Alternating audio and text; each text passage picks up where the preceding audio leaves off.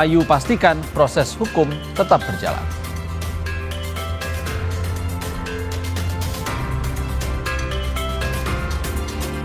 Kurang lebih 8 bulan ditahan, selebritas Nikita Mirzani akan menjalani sidang vonis dalam kasus dugaan pemerasan dan pencucian uang. Mungkinkah Nikita lolos dari tuntutan 11 tahun penjara?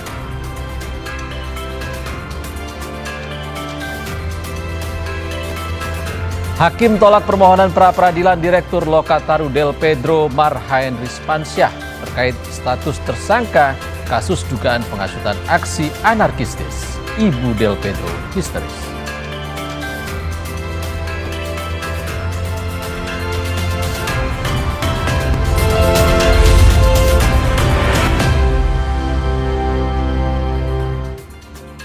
Halo, apa kabar saudara? Selain 3 sorotan utama tadi, sejumlah informasi penting dari berbagai penjuru tanah air akan kami hadirkan untuk Anda selama 30 menit ke depan. Bersama saya, Ihsan Sitorus, kita jelang Indonesia Update selengkapnya.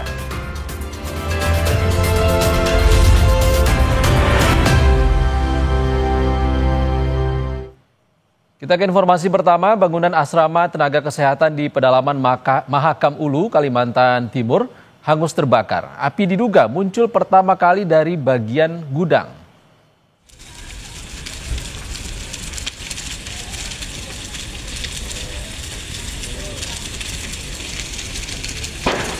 Kencangnya embusan angin membuat api cepat menyebar ke seluruh bagian asrama yang terbuat dari kayu. Selain menghanguskan asrama, kebakaran juga menghanguskan gudang dan satu rumah warga. Penyebab kebakaran masih diselidiki. Tidak ada korban jiwa, namun kerugian diperkirakan mencapai 500 juta rupiah.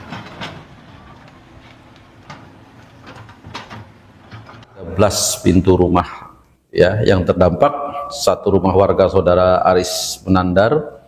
Kemudian alhamdulillah tidak ada korban jiwa. Kejadiannya sekitar jam setengah 4 sore kemarin. Jadi aman ini Pak. Kita sudah menuju ke TKP dan melakukan pemadaman dan jumlah kerugian sekitar 500 juta. Masih soal kebakaran, diduga korsleting 10 kontrakan di Kecamatan Cilengsi, Kabupaten Bogor, ludes terbakar. 3 mobil pemadam kebakaran dikerahkan untuk memadamkan api.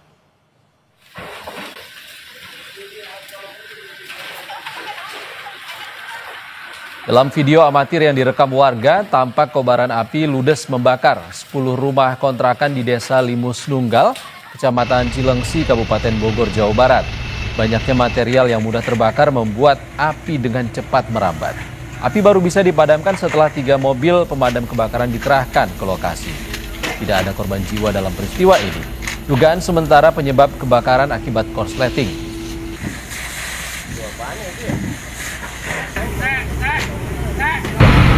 Terbakar ada 10 kontrakan. Nah, untuk penyebabnya sendiri Pak? Penyebabnya bukan kebakaran ini karena adanya konsumsi listrik. Nah, berapa unit damkar Pak yang dikerahkan? Kita 3 unit dari sektor Cilengsi dan 1 unit bantuan dari sektor Gunung Putri. Butuh berapa lama Pak untuk menyidangkan api? Kita untuk memadamkan proses satu pendinginan selesai gitu memakan waktu selama 2 jam. Informasi yang juga jadi sorotan, saudara, sejumlah pedagang hewan dan buah di Jalan Barito, Kebayoran Baru protes saat kios-kios mereka dibongkar oleh pemerintah kota Jakarta Selatan. Pedagang menolak untuk direlokasi karena menilai lokasi yang baru kurang strategis. Aduhin kayak apa kayak gitu. Kerjanya cuma ngopi rokok. Ini kepanasan Pak, hewan-hewan. Sampai gimana sih kerjaannya? Tangis pedagang mengiringi jalannya pembongkaran kios di Jalan Barito, Jakarta Selatan, Senin pagi. Salah satu pedagang histeris lantaran salah satu hewan miliknya mati saat pembongkaran. Pedagang mengaku mengalami kerugian yang cukup besar mencapai belasan hingga puluhan juta rupiah akibat pembongkaran kios ini. Mereka tidak mau dipindahkan ke Lenteng Agung karena lokasinya tidak strategis. Ya ini dibongkar paksa lah ini.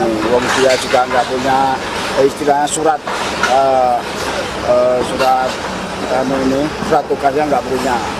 Jadi semena-mena sama orang kecil cuma diinjek-injek aja ini. Ini barang dagangannya rusak apa gimana Pak? Ya ada yang rusak aja itu yang gimana yang mati ada banyak sih.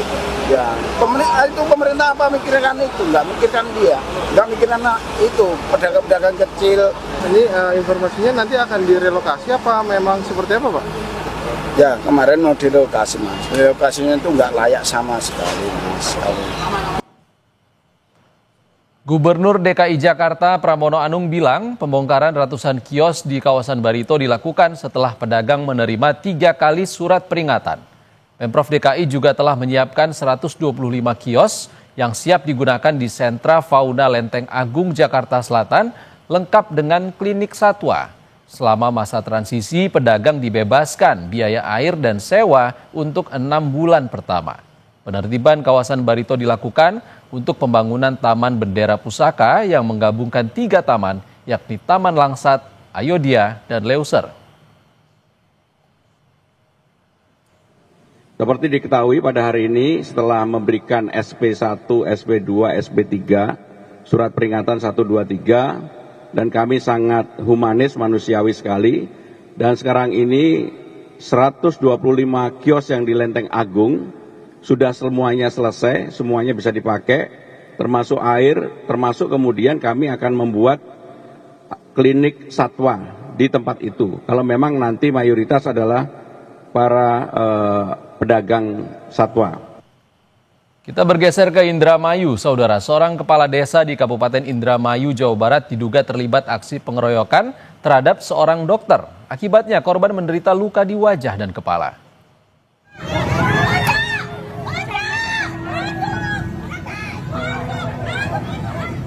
Video amatir merekam sekelompok orang yang mendatangi rumah seorang dokter di Desa Anjatan Baru, Kabupaten Indramayu, Jawa Barat.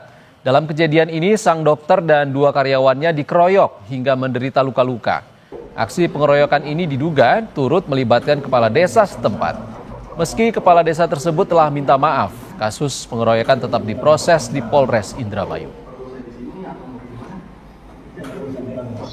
Sampai ke depan rumah saya lagi, terus beberapa orang tuh ada yang mau ngejar, mau mukul, sama yang kerja saya tuh dihadang, malah dia yang dipukulin.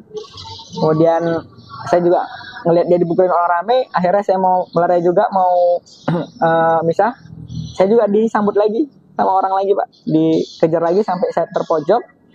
Setelah saya terpojok, ya sudah, saya cuman defense aja lah, cuman bertahan.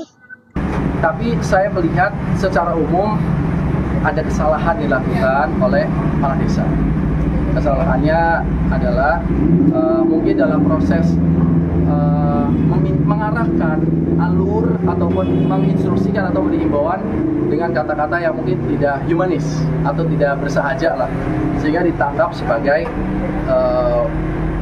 serangan psikis gitu. Akhirnya terjadi insiden dan lain-lain. Dan sampai ada peristiwa pidana. Tetaplah di Indonesia Update, kami segera kembali dengan sejumlah informasi lainnya, saudara. Di antaranya Ibu Prada Luki histeris saat pertama kali bertemu para terdakwa dalam sidang perdana kasus kematian anaknya.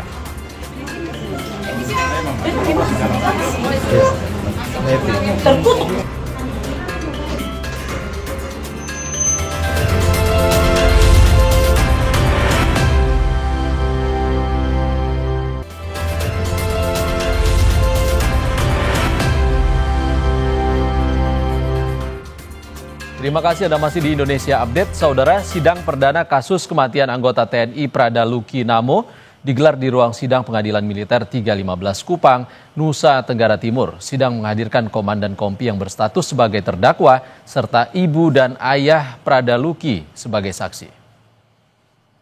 Bosong harus pecah, terkutuk bosong semua.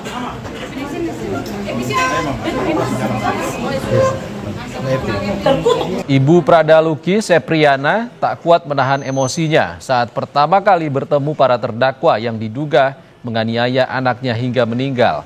Tak hanya histeris, selama persidangan Sepriana tak henti-hentinya mengusap air mata. Sidang digelar dengan agenda pemeriksaan 6 saksi, yang sebagian juga adalah terdakwa penganiayaan Prada Luki, ditambah saksi ibu dan ayah Prada Luki. Ibu Prada Luki meminta dukungan dari semua pihak serta berharap hakim bisa menjatuhi hukuman setimpal kepada 22 pelaku. Saya hanya berharap Bapak Hakim yang mulia tergugah hati nuraninya dan bisa memberikan keputusan yang seadil-adilnya, dan saya ibu kandung hanya menginginkan semua pelaku dipecat dan dihukum seberat-beratnya. Kita ke sorotan lain, selebritas Nikita Mirzani akan menjalani sidang vonis kasus dugaan pemerasan dan pencucian uang di Pengadilan Negeri Jakarta Selatan. Sidang diagendakan digelar 28 Oktober 2025.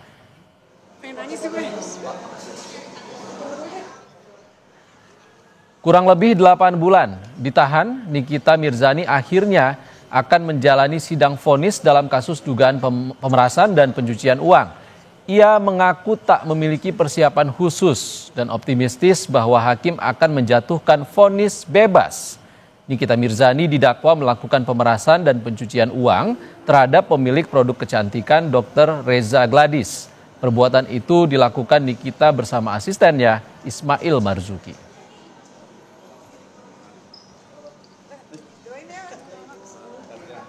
Saudara, 24 Juni 2025 lalu menjadi sidang perdana Nikita Mirzani dalam kasus dugaan pemerasan dan tindak pidana pencucian uang. Kami pun mencatat sudah lebih dari 6 ahli dan 8 saksi dihadirkan di persidangan selama 4 bulan bersidang. Kali ini saya akan hadirkan kembali fakta-fakta persidangan jelang sehari menuju vonis Nikita Mirzani. Nah, dari kubu Nikita Mirzani kami mencatat ada sedikitnya 3 orang saksi dan 3 ahli yang dihadirkan di persidangan. Ahli yang dihadirkan mulai dari ahli hukum pidana, ahli hukum perdata, dan ahli bahasa atau linguistik. Ahli perdata yang dihadirkan Nikita menyebut dugaan pencucian uang tidak terbukti. Selain ahli, Nikita menghadirkan 3 saksi di persidangan. Mereka mengaku sebagai korban penipuan usai membeli produk skincare milik Reza Gladys. Reza Gladys ini adalah pelapor dalam kasus yang menjerat Nikita. Berikutnya, saudara, di pihak lain, jaksa penuntut umum juga menghadirkan saksi dan juga ahli. 5 saksi yang dihadirkan jaksa penuntut umum mulai dari dokter kecantikan bernama Amira Farahnas alias dokter detektif hingga perwakilan developer perumahan. Sedangkan ahli yang dihadirkan oleh JPU adalah ahli pidana, ahli undang-undang ITE, serta ahli bahasa. Sempat pula didatangkan direktur hukum dan regulasi PPATK dalam persidangan ini. Berikutnya, dalam persidangan terakhir, Nikita Mirzani membacakan tanggapannya atas pernyataan jaksa penuntut umum. Dalam dupliknya itu, Nikita Mirzani mengaku ketawa ngakak. Dia heran dianggap jaksa penuntut umum dimanjakan majelis hakim karena menghadirkan ahli dan saksi meringankan. Kita simak kembali pernyataan Nikita Mirzani berikut ini. Bagi orang yang tidak memahami hukum, ketawa ngakak melihat dalil yang disampaikan jaksa dalam repliknya. Saya merasa heran dengan dalil jaksa tersebut yang mengatakan bahwa Bapak Hakim yang mulia memanjakan saya dan penasihat hukum saya hanya karena saya dan penasihat hukum saya mengajukan saksi meringankan dan ahli di persidangan ini. Pertanyaan jaksa tersebut membuat institusi Kejaksaan Agung Republik Indonesia telah tercoreng marwah dan wibawanya. Baru kali ini saya mendengar ada jaksa yang menyimpulkan jika terdakwa mengajukan saksi meringankan dan mengajukan saksi ahli dalam persidangan dikatakan sebagai sebuah perbuatan majelis hakim yang mulia dalam rangka memanjakan seorang terdakwa dan penasihat hukumnya. Sungguh miris melihat dan mendengar pertanyaan dari jaksa tersebut. Terlihat seolah-olah jaksa merasa berkuasa. Tidak boleh ada terdakwa dan penasihat hukumnya yang menghadirkan saksi meringankan dan saksi ahli. Pokoknya semua saksi dan ahli hanya boleh diajukan oleh jaksa. Bahwa sejak kapan aturan hukum di negeri Republik Indonesia ini menyatakan kalau terdakwa dan penasihat hukumnya mengajukan saksi meringankan dan mengajukan ahli disimpulkan sebagai sebuah bentuk perbuatan majelis hakim dalam rangka memanjakan seorang terdakwa dan penasihat hukumnya. Nah, saudara, dalam sidang tuntutan 9 Oktober silam, jaksa menuntut Nikita dihukum 11 tahun penjara dan denda sebesar 2 miliar rupiah atau subsidiar 6 bulan kurungan. Jaksa menilai Nikita Mirzani terbukti mengancam pemilik produk kecantikan Reza Gladys di media sosial dengan motif meraup keuntungan finansial. Bersama asistennya Ismail Marzuki, Nikita juga dinilai telah memenuhi unsur menyamarkan asal-usul uang hasil tindak pidana. Informasi dari transaksi elektronik sebagaimana telah diubah terakhir dengan Undang-Undang Republik Indonesia Nomor 1 Tahun 2024 tentang perubahan kedua atas Undang-Undang Republik Indonesia Nomor 11 Tahun 2008 tentang informasi dan transaksi elektronik junto pasal 55 ayat 1 ke 1 Kitab Undang-Undang Hukum Pidana dan kedua pasal 3 Undang-Undang Republik Indonesia Nomor 8 Tahun 2010 tentang pencegahan dan pemberantasan tindak pidana pencucian uang junto pasal 55 ayat 1 ke 1 Kitab Undang-Undang Hukum Pidana.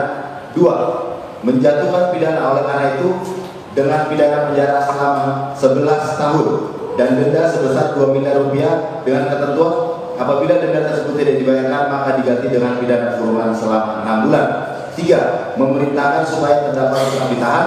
4. Saudara Hakim menolak permohonan pra-peradilan Direktur Lokataru Del Pedro Marhaendris Mansyah terkait status tersangka kasus dugaan penghasutan aksi anarkistis.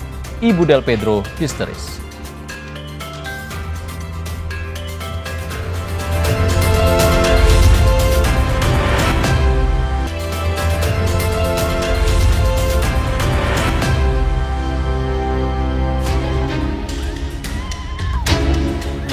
Detik-detik robohnya atap padel di kawasan Meruya, Kembangan, Jakarta Barat pada Minggu sore terekam video amatir.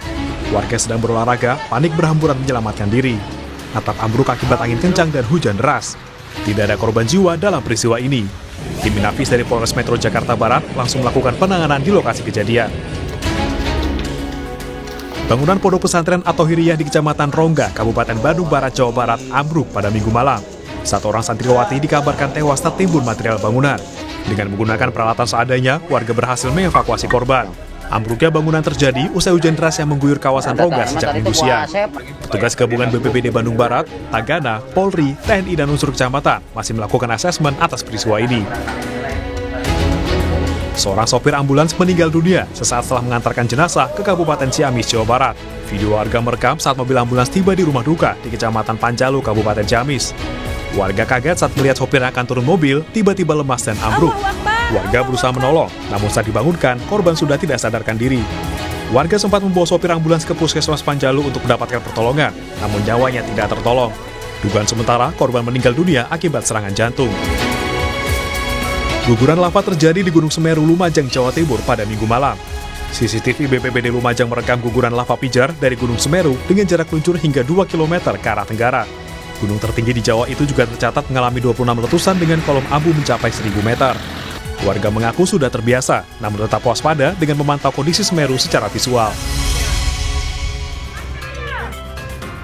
Saudara, Bupati Bandung Barat, JJ Rici Ismail meninjau lokasi bangunan pondok pesantren At-Tahiriyah di Kecamatan Rongga, Kabupaten Bandung Barat yang ambruk.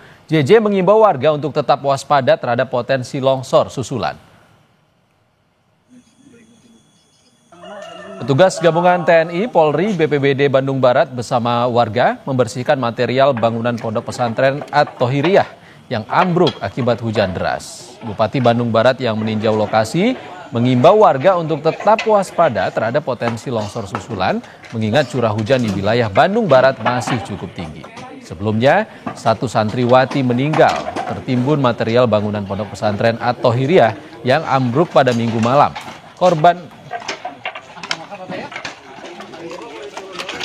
Pemerintah daerah tidak hanya berdiam diri, harus segera gerak cepat.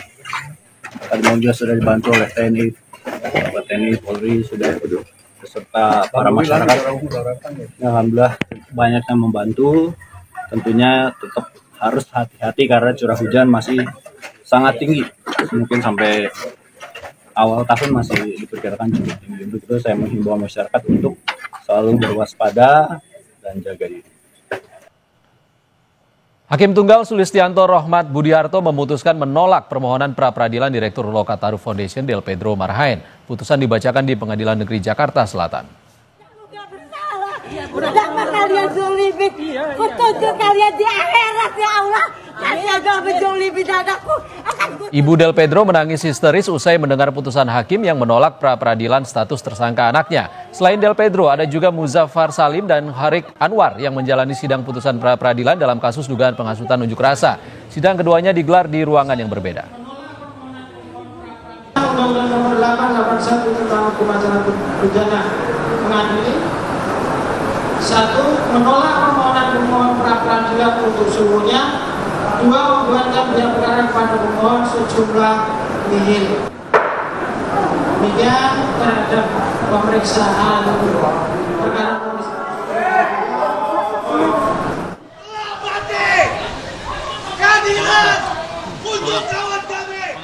Setelah hakim memutuskan menolak permohonan pra-peradilan Direktur Lokataru Foundation Del Pedro Marhaen, sejumlah rekan Del Pedro menggelar aksi. Mereka mengangkat kartu merah di depan ruang sidang, meminta rekan mereka Del Pedro dibebaskan.